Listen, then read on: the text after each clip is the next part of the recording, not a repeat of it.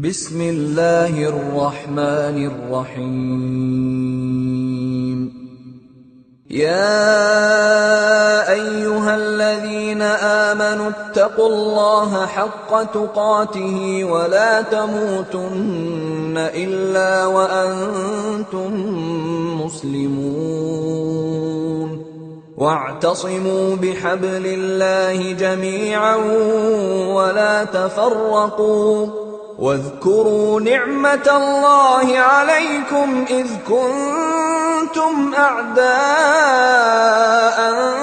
فألف بين قلوبكم فأصبحتم بنعمته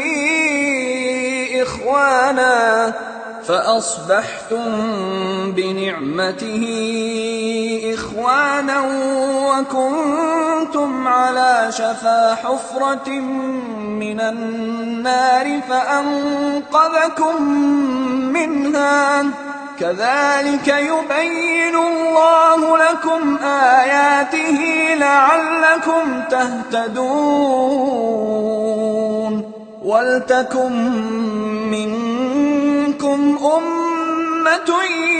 يدعون إلى الخير ويأمرون بالمعروف وينهون عن المنكر وأولئك هم المفلحون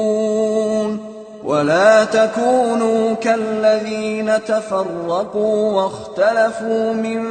بعد ما جاءهم البينات وأولئك لهم عذاب عظيم يوم تبيض وجوه وتسود وجوه فأما الذين اسودت وجوههم أكفرتم بعد إيمانكم فذوقوا العذاب بما كنتم تكفرون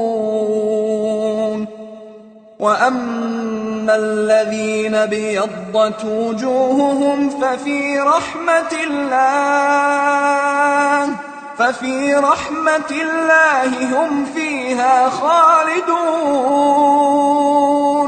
تلك آيات الله نتلوها عليك بالحق وما الله يريد ظلما للعالمين ولله ما في السماوات وما في الأرض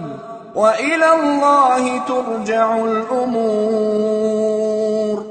كنتم خير أمة أخرجت للناس تأمرون بالمعروف وتنهون عن المنكر وتؤمنون بالله